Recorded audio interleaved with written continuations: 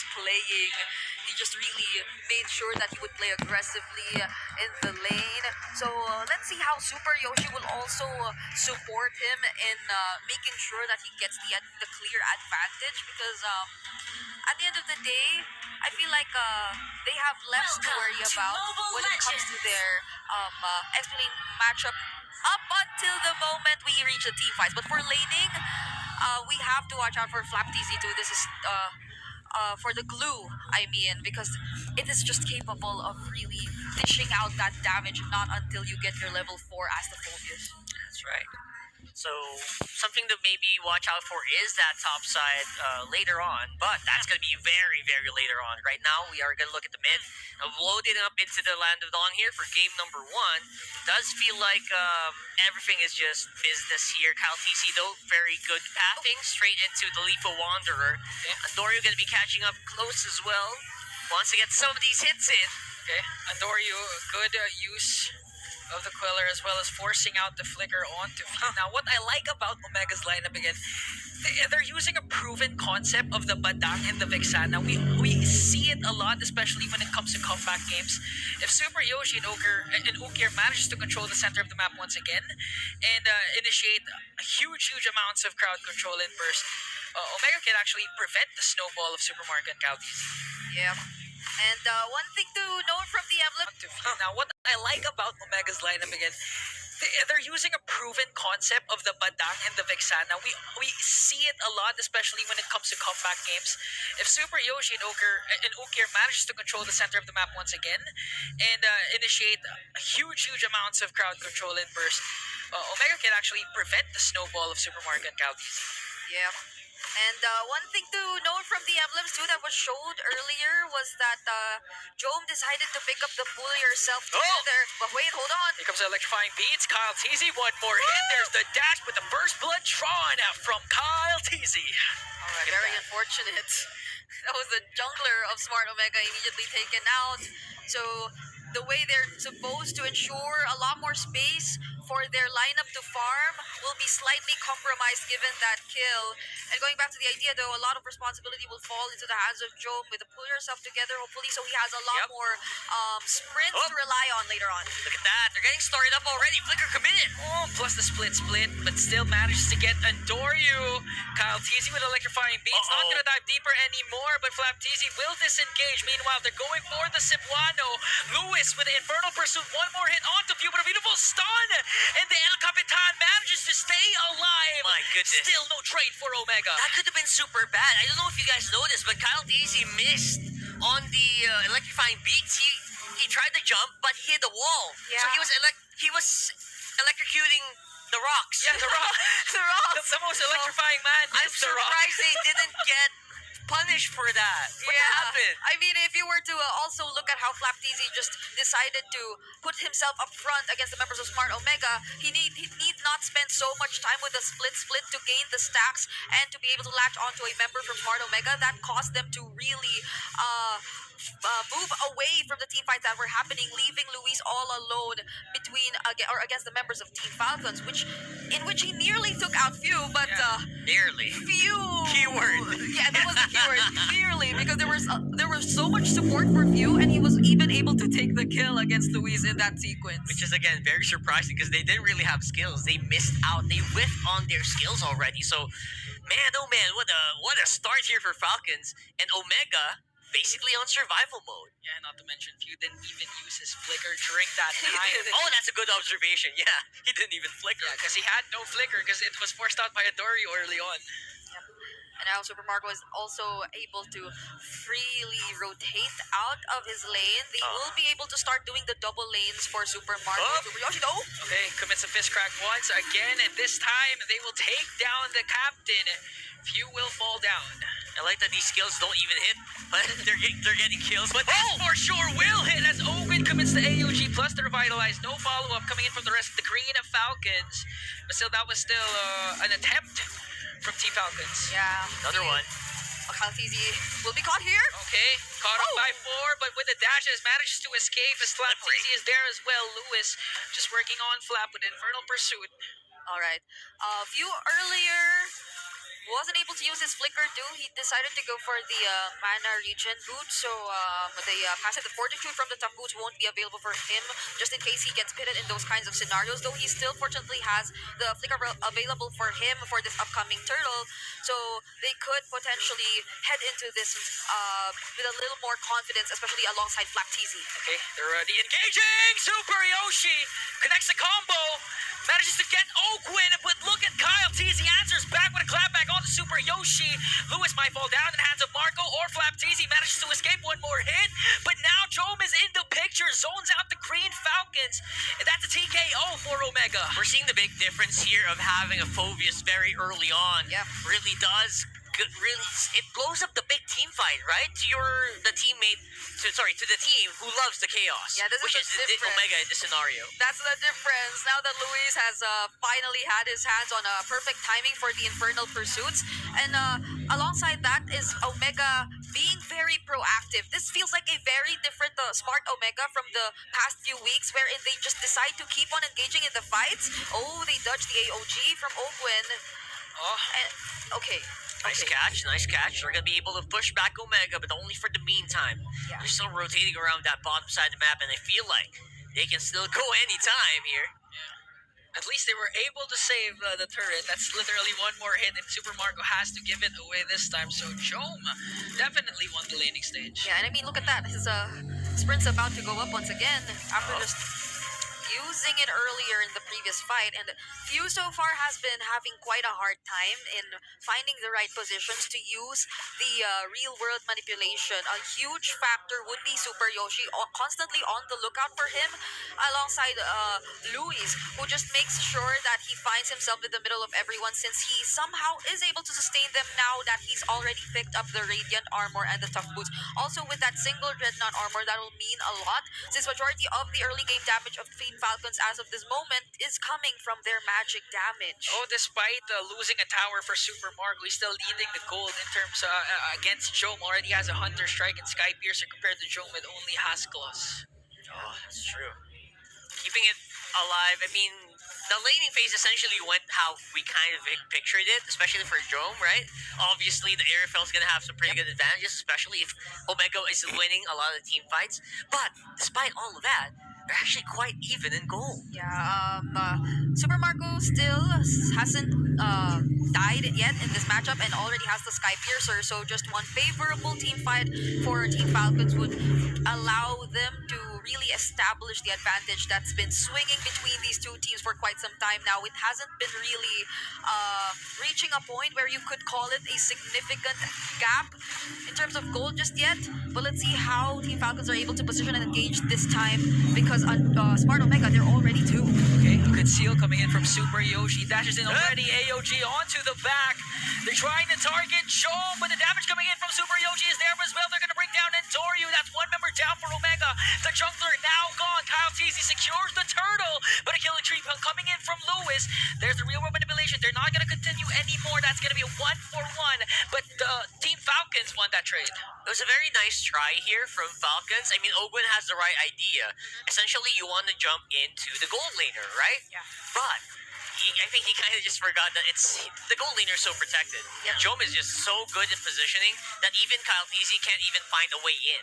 Yeah. So I think they left Ogwin all alone there for a while, and you saw what happened here. Yeah, well, fortunately for Falcons, though, they again were able to secure the turtle and the kill onto Andoryu. Even the slightest bit of hesitation from Smart Omega eventually cost them this much from Team Falcons being the more decisive team to engage in that particular sequence. Flap TZ just deciding to go in, force Oakwen to have the necessary information on where to land the AOG meant a lot for them, especially considering that the first member from Smart Omega to get poked down to a very low health bar was Andoryu. Yes. He was the first one in that position, which didn't work well for them. And now there's another AOG. Oh, that was super crucial. Wow, Ogwin. Oakwin. So aggressive, I man. can finally use the word Gigil. Oakwin goes in, revitalize Pop, but there's the combo from Super Yoshi, and Ukir will get the kill. Flickers are being casted here. Flaptizi might get caught in the mix.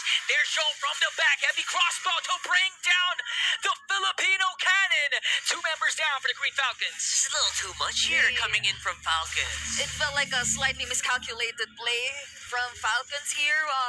Few Flap as well as Super Marco were nowhere nearby to provide any follow up for Ogwen, and whatever his intention was, probably at that moment, didn't seem like it was properly communicated just yet, since a majority of the members of Smart Omega were within the area, so they were just able to immediately respond to the engage, and that would be the perfect definition of a punish Yeah. from Smart Omega towards that decision from Ogwen. But fortunately, they have the slight lead still in Yeah, their still hands, there. and Flapteasy was already able to get the blade armor too, so he can buy a bit more time, even with the presence of Job in the fight. This is low. Look at them. They still want to fight it. Okay, Flap TZ alongside Kyle TZ just trying to work on Lewis. Super Yoshi dangerously low. Lewis going in with Infernal Pursuit onto Flap. He wants to force out the split already as Flap is dangerously low as well. Fight. It's a very scattered team fight, right? So it's gonna be prone to maybe errors here. Let's see who's gonna be able to make a more tighter composition. Flapteasy and Kyle are quite low though. Super Yoshi too, but he still wants to go for it. Oh, they're going for it. Oh, no! Even if a Flap was trying to zone out and Doryu, Shom, the interim captain, finally makes a way for Omega to answer back. A clap back from Kyle and a shutdown for Super Marco. Lewis, Super Yoshi gone, but the Barangay gets the Lord. I love the resolve here of the Barangay. Straight into the Lord. Shom had no distractions at all. Yeah, but I feel like at that point, Super Yoshi was supposed to reset, regain some of his health back. But the call for Smart Omega was no, we'll go for the contest, and he just had to use his conceal to allow his other members to catch up to the objective, which was already being bursted down by Team Falcons. But that was also a great response from Team Falcons, not allowing Smart Omega to get away without any casualties. They were able to somehow trade it and still maintain the lead in their hands. Yeah, they got 2, so that's actually a pretty solid trade if you ask me. And because of that, Falcons are actually ahead by 1,000. Yeah, and one of those kills went to Marco still. Yeah. The highest gold earning player so far in And this Sky game. Piercer stacks. Skypiercer stacks already has a Malefic Roar. Lewis, they have a concealed play here. They're trying to go for it, but Ogwin spots them out as the Green Falcons work on this Lord at the top lane. Alright. Few still leading the damage leaderboards, despite us mentioning how he probably finds it quite difficult to position himself. It's not really just the real world manipulation that matters at the end of the day, but there's a lot of disruption that's happening from AOG! Connecting on 2-3. Here comes the real manipulation coming in from Phil. Super Marco just working on the members of Omega. They're gonna get a kill onto Super Yoshi. Plus 2 Ook here. Ogwin still keeping Omega at bay. That's 2 members down. A no trade for the Barangay. Wow. If earlier Oakland made a bit of a boo-boo, this one is pure gold. Yeah, oh my wow. goodness. Just look at how they played around with all those angles. Even when you thought Omega already started gaining access, the mere fact that all their mid lane turrets remain standing, they were able to take advantage of this positioning from Smart Omega. In wrestling terms, it's an AOG out of nowhere. It's an AOG out of nowhere. That was beautiful. That was beautiful. And that's why Redmar all throughout the season has been putting a lot of emphasis in controlling the center of the map, despite Omega having enough resources to actually push the top lane. I mean, Ogwin and Kyle TZ was freely roaming into the middle lane to go for the back. I mean, look at these turrets. I don't feel like they have the slightest bit of damage just yet from Smart Omega. So as much as Few must have found it difficult to position himself in the team fights, he's like someone who you can just rely on in terms of keeping the mid lane turrets safe and well protected. And now looking at the items, clearly Kyle TZ with a 403 standings, much way ahead of Andoryu, already onto his last item to complete his build. So at this point, you really have to be careful if you're Job. You're yet to die, but still, they're going for it. Nice try here. That was a good use of the Void Crystal. Yeah. To literally stop the concealed play because they had to go around it, and that prevented Omega from trying to go for Ogwin. That split second really allowed them to really think about their next move. And now Falcons are ahead in position on the Lord. Oh, how do you go near? They can't even go near. Look at that beautiful pop. This is the second consecutive time during the Lord take that Flap TZ was literally glued to Andoryu, not even letting him get any jungle creeps. That's a man who knows what he's gonna do during this take. In the Philippines, that's what we call not letting them play. Yes. essential. He's so clingy. So Gigil. clingy, yeah, and so gigil, exactly. See what I mean here? It's an English word. Okay, Teal coming in from Here it is. Got Okay, Fuse Fuse. Super Marco up on top side. We are looking for a one from Oakwood. Just the void crystals are so annoying coming in from Pew. If you're Omega, you have to watch out for those kinds of things. Not to mention if Super Yoshi. Wait a The second. mix. Okay. Might go for an escape. Here comes the fist break. Flickers out already, so that's a major resource expended from Super Yoshi. At least he didn't get trapped in his own fist break. That's right. He could do it, take it out manually, And he which was very able few to people escape. actually do that, right? That's a half week 3 from Super Yoshi. Half week. Here we go. Oh, AOG on to 2. Kyle TZ working on Anthoryu. Flap caught in the middle. Might go down though with the tower damage, but Super Marco once again blasts the Cebuano out of the map. Omega still holding on to their remaining inhibitor turrets that they have, but again they failed to look for a trade. Oakwood had a good day at the gym, bro. I'm just saying, man. This guy looks like he had fun, and he is feeling good, feeling confident as well. Okay. And Kyle TZ at this point, he's shifted towards making sure that he gets to, in Ingan's words, work on Andoryu rather Yes. than even looking for Jome. Much of the Falcons are already capable of handling him at this point, and the mere fact that Andoryu isn't able to join as well affects really how the team fights eventually turn to be, and they don't seem like they really want to stop just yet. They really take down that top inhibitor turret away from Smart Omega before completely disengaging. And again, we really have to give it to both Flap and Oakwind. They've been very consistent in starting the fights, in making sure that Smart Omega doesn't feel as comfortable to fight back, just given the mere presence of Flap TZ standing right in front of you. I think that's just what happens when you go to the gym a lot. You got endorphins, you feel really good about your plays, and they're very confident. It allows them to really kind of take Omega by surprise here. And mind you, it's hard to get surprised by like heroes like a Gatot or a Glue.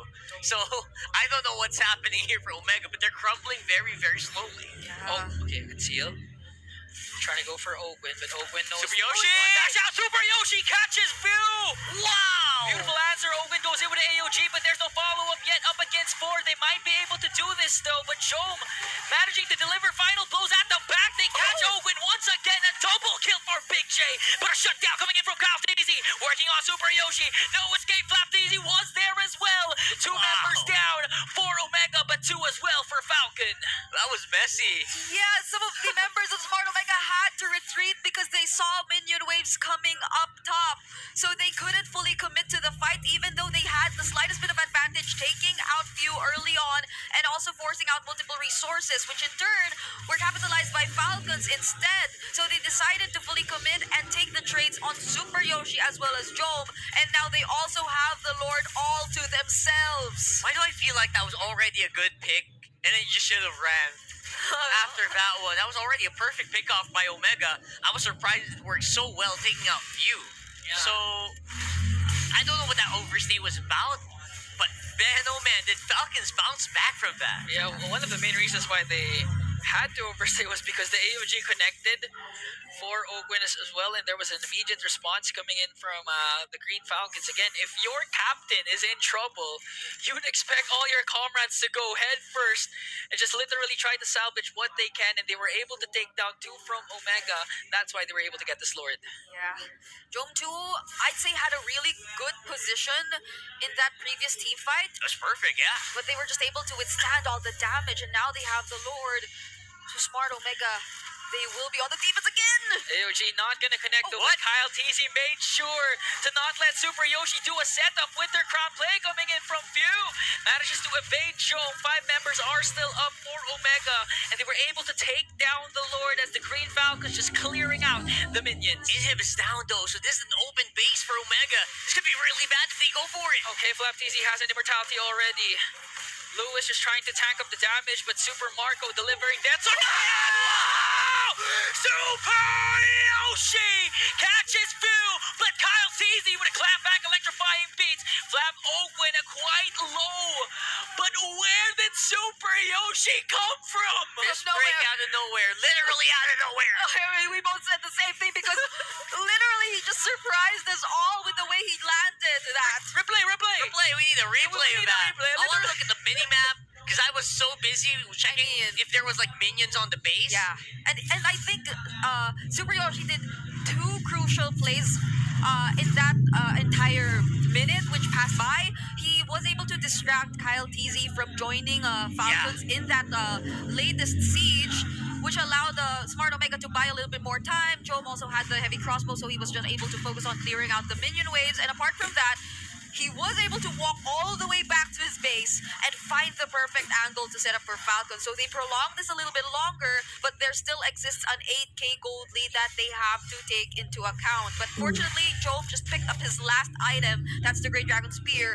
So they will be a lot more equipped to engage in the upcoming team fight. And good effort from Super Yoshi. I guess he heard all of our requests to bring back the old Yeah, he brought it back. Yoshi. It's pretty much back, isn't it? This time it wasn't an escape though. It was a setup from Super Yoshi. Yeah, and I think that's a great development because that's what we need for Smart Omega. Yeah, you guys we all were asking that individuals from Omega need to step up alongside Jome as their Exactly. captain.